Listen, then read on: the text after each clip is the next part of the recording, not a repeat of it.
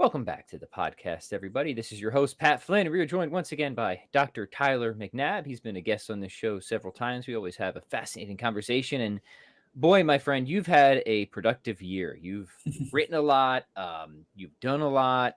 You live in my old home state of Pennsylvania now, teaching. But I'm very excited about this new volume that it's officially out That's right. in print, anyways, but the Kindle's coming soon. And I almost always get the print version, but for whatever reason, I went for the Kindle for this one, and I realized it didn't come out till after the print. Yeah, it comes out, I think, end of next week. The Yeah, Kindle version. Yeah. but you graciously helped me get caught up on some of the content so we could have this conversation about it. It's a book on religious epistemology, and we're going to have a conversation about that. So welcome back to the show, and please give us a reintroduction and some updates on just everything you've been doing in the past couple months. Yeah, thanks for welcoming. Yeah, so for those who don't know who I am, Tyler McNabb, Associate Professor of Philosophy at St. Francis University in Western / Central, like Western-ish Pennsylvania. So if you, I don't know how many times I've been on here, but I think like you had me on a couple times when I was living in China. For sure, yeah. And you might have even had me a time, I don't know, if I was in Houston. So I think we caught you in Texas at least once. Yep. Uh-huh. Yeah. So it's for those who continually follow these interviews that I do on your channel, they're probably really confused about how much I move. I've lived. Yeah, right. Very, very different parts of the world, because as somebody who used to live in Pennsylvania has been to Texas, but not been to China. And then before that, I was living in Scotland. So so there you go. Right. So good. A man of great culture as well. That's right. Great. And I make sure to eat McDonald's in every one of those. Well, I was saying it's just the biggest, I guess, downside of Pennsylvania is no Whataburger. That's right. I will say I hardly ever eat McDonald's in Texas. It's only Whataburger. Sometimes, occasionally Sonic, but sadly, our only Sonic shut down not too long ago. So I've never had the honor and the pleasure of sampling that. Yeah. Yes. So anyway, I got a handful of things coming out. One thing that just came out, like you mentioned, I'll show everyone so they can see the Cambridge Handbook to Religious Epistemology. Mm-hmm. And yeah, it's co-edited with Jonathan Fuqua and John Greco. So really great epistemologists doing some really cool things in epistemology. Obviously, John Greco being Catholic epistemology goat. Indeed. Greatest of all time. A really, really great Catholic epistemologist. That's what I mean by that. It's not an insult, just in case you're watching and you're like, you just called John Greco a goat. But yeah, so Jonathan Fuqua just kind of came up with the idea to me, and he was like, hey, so I think my Cambridge handbook, my Cambridge element to religious epistemology, I think came out at the very end of 2018. Right, start 2019, and I think this was probably at the end of 2019. Mm-hmm. And he was like, "Hey, have you thought about asking Cambridge to do a handbook on religious epistemology?" And I was like, "That's actually a really good idea." So I started looking to see if there were handbooks to religious epistemology, because Cambridge and Oxford have lots and lots of handbooks, right? Right. Yeah. For lots and lots of different things. And so does like Palgrave and T&C Clark, and others might have them as well in other series. And so these handbooks are really popular, where they're edited volumes, but basically they're going to have like 15 to 25 chapters from scholars, a lot of them being like really, really elite scholars from around the world. And there's this idea that it's really good to, whenever you're able to get one of these out, right? Yeah. It's something to be proud of. It's going to be used maybe in school settings. It'll be used by scholars. So it's kind of like an important thing. And what we've realized is that there was not one on religious epistemology from anyone, from Cambridge, from Oxford, from T.G. Clark, from anyone. Yeah, that's surprising. Honestly, I would have guessed that there was something out there on that. It's not my area, so I haven't really looked that much. But yeah. Yeah. So the closest there is there's an Oxford handbook. I can't think of the title. It was edited by a great Billy Abraham and Fred Aquino. They're awesome, great scholars. There's a theology and epistemology volume. Okay. And it centers a lot about like theologians and their epistemologies. Sure. And has other chapters as well. But that's kind of that approach. But this was the only handbook to religious epistemology. So I was like, yeah, let's do it. And Cambridge was quite keen on it. We brought in John. And I mean, this is a project that's, like I said, it's been going on since the end of 2019, beginning of 2000. Okay. So this is Wow. finally like, yay, it's print.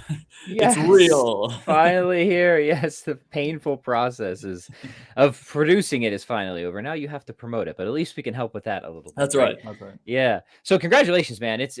I've only read a little bit. I read so far. I'm going to read the rest. I read Max's contribution. Yes. I read Bergman's, and they were both really great. I really like we'll get into this in more detail, I guess, here in a minute, gentle listeners, but I liked Max Baker Hitch has the one on natural theology and religious epistemology or reformed epistemology, and he just has like a really nice categorization of the different types of arguments in natural theology. That'd be a great teaching tool if you're doing a class on like natural theology and stuff like that. And then Bergman's essay was very good, very slick. So very impressed with what I've read so far, and so just congrats on getting this out. Thanks. Yeah. I guess what we can do is kind of like break up. So the book is divided into 3 different sections. There's a section, the first section deals with kind of faith and rationality. So these are going to be kind of like the chapters that are about, if you know religious epistemology, you've read a lot of books probably on these topics, or a lot of articles on these topics. These are kind of the bread and butter, so to speak, of religious epistemology. So we got, like you mentioned, a chapter on natural theology, different ways to categorize arguments for natural theology and prospects and problems, that sort of thing from Max Baker Hitch. And then we have one on just kind of like evidence in religious belief. That was from Kevin McCann. And he's using his phenomenal explanationist views that he brings in, IBE and religious belief. Charity Anderson on miracles. Let's see what else we got. Duncan Pritchard on his kind of hinge epistemology and religious belief and skepticism. I'm partial, though, I will say, being a reformed epistemologist and making that like a big part of my career. Mike Bergman's chapter. I figured you might be partial to that one. That's the one I was going to bring up to talk about. So yeah, let's do it for sure. That'd be awesome. Yeah. So there's a couple more great chapters from great philosophers, but from that section. But so the reformed epistemology bit, in case you're watching and you're just kind of like, what is that? Yes. Michael Bergman basically defines it as an anti-inferentialist epistemology. So you might be under the impression where in order for a belief to be rational, it has to be based off of like a justified inference, right? And Bergman argues that that's not the case. So it's reformed epistemology is an anti-inferentialist prospect. It's the thesis that religious belief can have positive epistemic status, can be justified or warranted apart from argumentation, apart from inferences. Right. And so then he has, kind of deals with old school objections, Great Pumpkin's back. Was glad to see the Great Pumpkin again. Yep. And then he deals also with kind of more up-to-date stuff with debunking arguments, which we'll talk about because that's the chapter I'm going to pick for the last section. So I won't spoil any of that now. But and he just kind of looks at the literature and gives you a really good up-to-date explanation of where the literature's at in reference to reformed epistemology. Yeah. Real quick, for how would you compare and contrast reformed epistemology with, say, phenomenal conservatism? Yeah. So phenomenal conservatism is the thesis that that a belief that P is justified if it seems to S that P, and S is without a defeater for P. Right? I think I said that right. I'm tired. Sorry. You write that out enough times, eventually it just kind of falls out of your mouth, right? Yeah. So basically, something seems obvious to you to be the case, and you don't have a defeater for it, then the belief is justified. So, right. So in like, kind of a maybe simplistic way, if something really seems to be the case, and I don't have a reason to think it's not, then Maybe perhaps I'm Doesn't mean it's justified. Right. doesn't mean it's Right. always the case, right? You might Yeah. think, for example, if you're driving in Texas this time of year, that you might see water on the road often, but Mm-hmm. actually there is no water, right? So Right. it's a mirage. It's an illusion of sorts. So it doesn't mean your senses or what seems to you to be the case, what philosophers call seemings, Yes. are infallible or anything, but it just means that until you're given a defeater, you go with what seems to you to be the case, right? Sure. Mm-hmm. It's like a good justice system. It's innocent until proven guilty. Yep. Mm-hmm. And so,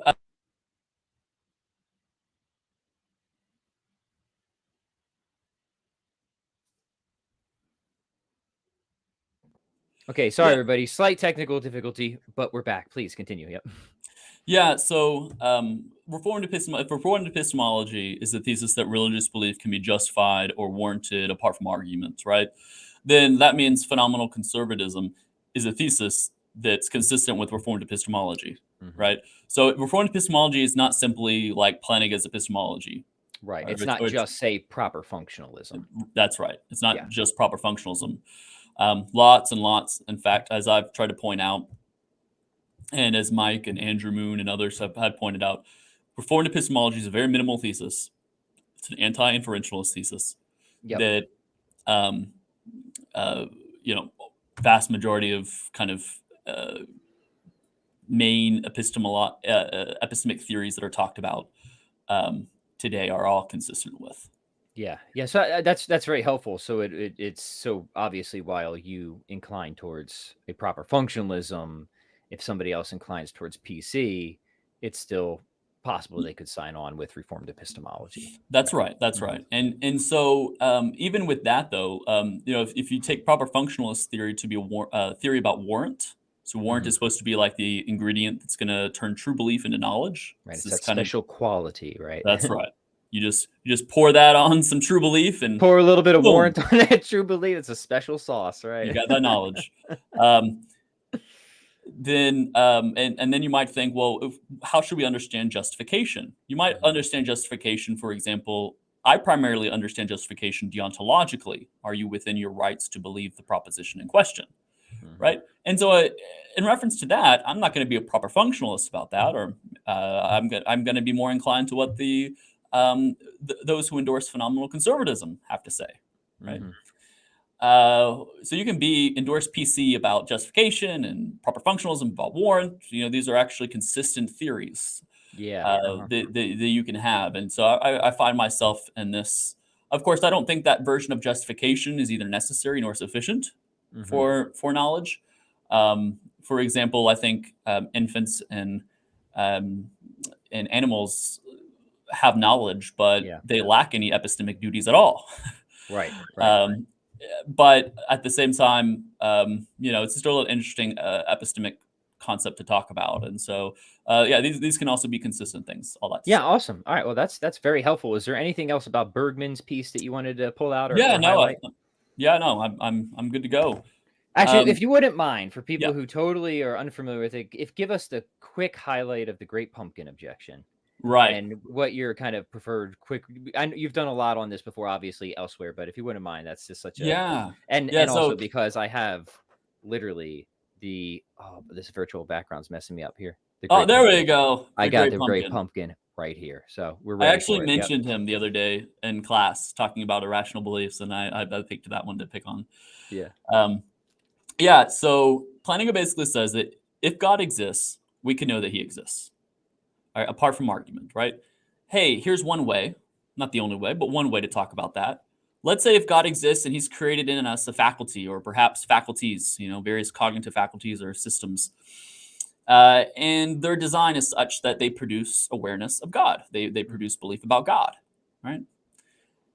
Then assuming that our faculties are working properly, our sensus divinitatis, our sense of divinity is working rightly, then we can know that God exists in this kind of basic way, this immediate way. This is based off of, pure cognitive function. Similar to like maybe my belief that you exist, right? Mhm. I see you and I hear you talking. I just form this belief that you exist. It's not like I'm making inferences here. Right.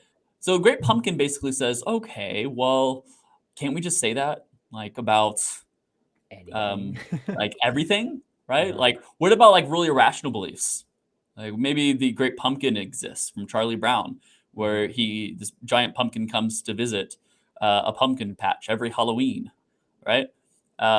Maybe we have a pumpkins census tatus that pumpkinatus, right? That it's if it's functioning properly, then it'll make us aware of it. And if that's the case, then Great Pumpkin belief can be rational apart from argument. That's the sort of objection. There's various different responses. One response just might be like, okay, so what? You've stated a conditional. If that conditional is the case, then what follows would be, this entailment. Okay, great. I can consent to that, but also think that the conditional doesn't actually Right. hold true. One approach that Plantinga takes that's is quite unique is I don't know if you've ever seen the Craig debate where it's Craig going against Atkins.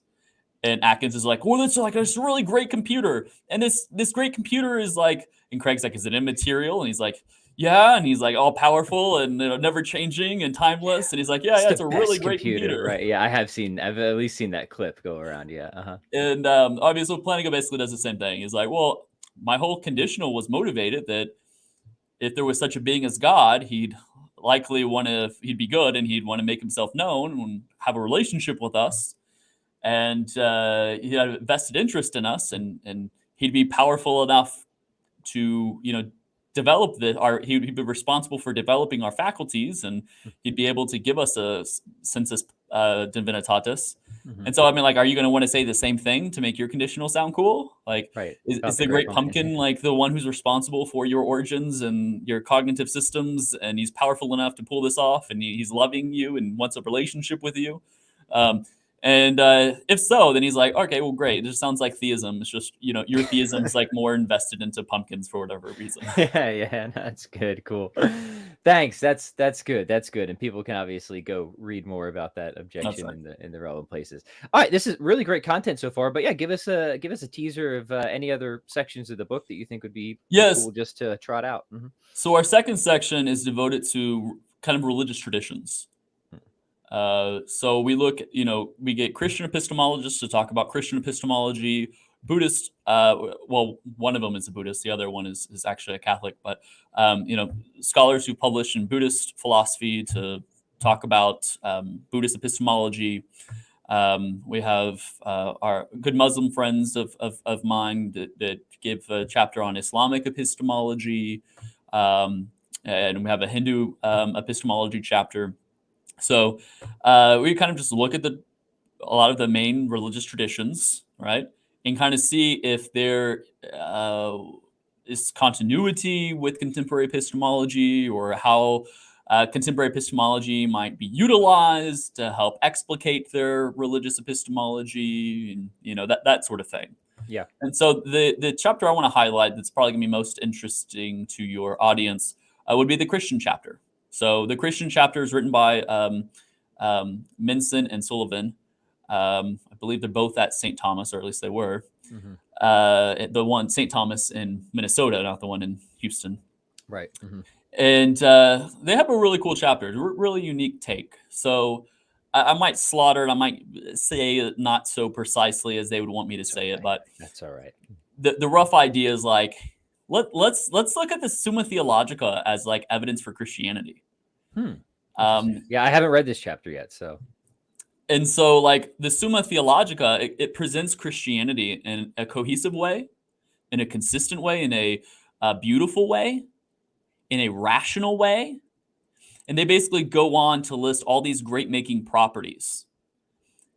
And the idea here is that, well, if it's presenting Christianity and basically the Summa Theologica is showing us that Christianity has all these kind of great making properties, and then that like abductively is gonna kind of point us and this direction as being a viable or even likely destination for where the truth lies, so to speak, or at least a good option for where we should go for thinking about ultimate reality. Right. And so that was a pretty unique spin on things. I really enjoyed that.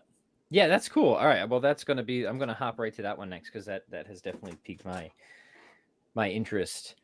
Um, right. Okay, good. No, I need to read it and think about it more before I say anything about it. Yeah, no. And then Oh, yeah, go go ahead. ahead. Keep going. Yep. No, I was gonna say, and then in the last section, we kind of have a new directions bit, Yeah. right? So if the first section's kind of like bread and butter, standard religious epistemology stuff that your viewers who have read Plantinga, who have read Alston, who've read Swinburne, they're going to be really familiar with. Um, the new directions, though, is a bit different. So I'm gonna just turn real quick to Yeah, part 3. I'm excited to read Terrence's contribution in there. Yes, I actually have a note out to him to try and get him on the show to discuss a number of things, but maybe I'll have him even speak to that if we get him on here at any point soon.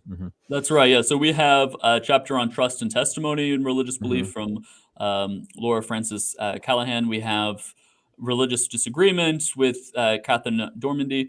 We have Franciscan knowledge, right? Yes. This is Yeah. something that Yeah. Been you getting a lot of that from Stump exactly. lately. Right. I was gonna say if you've read a lot of Stump and her kind of latest stuff, you'll be familiar with this Franciscan Yeah. knowledge, and so she writes a good account of this. And then Terence Kuno, as you mentioned, he has got this liturgical infused practical understanding. So liturgy and the epistemic property of understanding. He's got some good stuff there. Cool. Some knowledge first stuff. Again, this is kind of new direction stuff. Not a lot has been done with the kind of knowledge first crowd. And then from Hawthorne and Christina, and then a friend of mine who's a great scholar. His name's Kegan Shaw. I actually met him in Scotland. We were both living in Scotland at the time. He's Canadian though, and he was in Scotland, and I was American in Scotland. And we've made a great friendship. He's an awesome guy, awesome scholar, and he's got some stuff more on what's called epistemic disjunctivism. So if you're familiar with some of Duncan Pritchard's takes on skepticism, he takes that and adds to it. So disjunctivism is kind of an anti-skeptical thesis where it's kind of like a paradigmatic view of our epistemic status. Like, this is how good as it gets, right? Like this is how good our epistemic situation could be in, right? And that is that you have a accessible seeming that actually entails the truth. I think he calls them like numings or something like that, where you have something accessible to you, but the thing that's accessible to you actually entails the truth of the matter. And so, and then finally, we have Joshua Thoreau's chapter on debunking arguments. And so looking at religious belief in light of, say, evolutionary debunking arguments. And right. Yeah. Always an interesting topic. yeah, I think we talked about before on here, where someone might say, okay, well, here's a standard accounts of how people come to religious belief. Right. We have this hypersensitive agency detection device where we see agency even when agency is not there. We have a theory of mind ingrained in us, and when these two things interact, when we look at the natural world and we see beauty, we'll automatically see design, and we'll be sort of we're naturally disposed to think that there's going to be supernatural agents or Right. divinity simplicator. And so obviously a lot of the cognitive science people think that, like, okay, well, obviously belief in God is then irrational, or at least people who believe in God because of these faculties, right? I mean, these are the faculties that are responsible for producing belief in, say, ghosts or different gods, or maybe even fairies, all right? Something like that. And so, so maybe should I not believe in any of those things? What'd you say? Should I not believe in any of those things? I didn't get the memo on that. So. Right. That's definitely an approach as well. Yeah. So the idea is that if they're unreliable here, or they're just unreliable in general, we can't trust them, right? Right. There are different versions of this. Joshua deals with probably the most famous case. debunking arguments, a type of debunking arguments. And then he looks at kind of different responses and surveys various responses. So, he surveys Andrew Moon's circularity response, which basically, takes off from what Bergman talks about, how some circularity is okay, actually. You've got benign circularity, right? And then you've got actually like vicious bad circularity. Mm-hmm. And benign circularity is circularity when you're already like, most assured that something is the case. It's okay then to assume what's in question. Mm-hmm. So in this case, like if someone said, well, how do you know your cognitive faculties are reliable? And you might reply with using your cognitive faculties, right? Yes, right. Uh-huh. That's okay. If you feel super confident in it, maybe you don't. Maybe you've read Plantinga's Evolutionary Arguments Naturalism, and this won't be available to you. But Yeah, this knocks if your you, confidence around, right? that's right. But if you're not, then you're good to go. Yeah, yeah. That is Bergman's. For those who are interesting, that's kind of his, I guess, ultimate response to radically skeptical scenarios, right? That's He's right. like, if you're in a good mood about it, it's That's not right. so bad, right? Versus a bad circularity, Yeah. where you're trying to see if someone is a liar or not, and they testify. They're like, I'm not a liar, therefore I'm not a liar, right? And you're like, Right. well, that's, I don't know about that. Mm-hmm. That would be bad circularity. And so Andrew Right. Moon takes this and he's like, all right, well, what if, what if my proof that that my religious belief is, or that, sorry, that my faculties involved are reliable. What if that's the Holy Spirit, and the Holy Spirit telling me that? If I'm certain about that, and if I'm certain that the Holy Spirit has brought this belief out, then I know the faculties are reliable, and so I know the faculties are reliable. If you're utterly confident in Christianity, or that the Spirit produced this belief in this sort of way, then it's okay to appeal to benign circularity here. So Mm-hmm. Joshua surveys this sort of approach. He surveys this sort of approach. So I have two responses.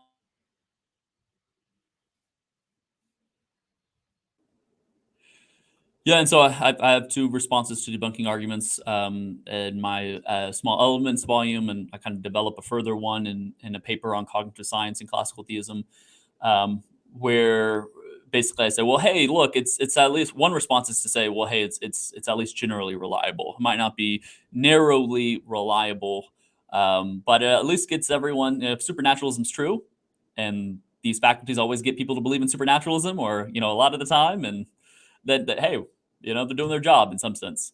And then Right, maybe and we need even to, like a chain of spiritual beings, right? Like, might be right. off on the specifics, but maybe that That's right. fairy is That's right. more real than we think, right? Yeah.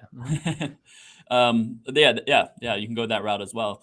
And so anyway, he doesn't deal with that one, but he does deal with one that I sort of try to develop from Plantinga's own thinking. It's called the classic Plantingian view, where he said, where I take it that for Plantinga,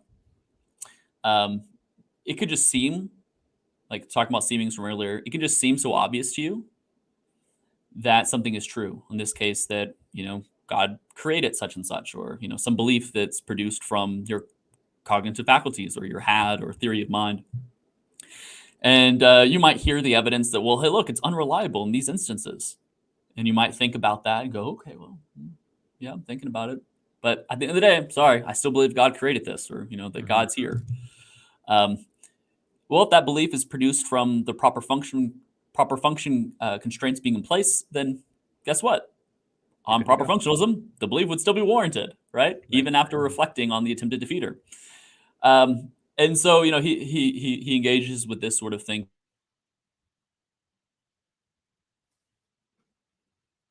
Sorry, gentle listeners, we have a few technical difficulties, but we're back. So we're going to make sure we get the final response from Dr. McNabb here, and all the good details about the book. So yeah, please continue. Right. No, I was just going to say that Joshua engages that sort of response and argues whether or not it's a good one. And same thing with Andrew Moon's, and I think there's another response that he engages as well. So it's just a good survey over what debunking arguments against religious belief look like, and a kind of survey of some recent responses to it. So that's a really good chapter to check out as well. But anyway, so the book is it's out. It's about.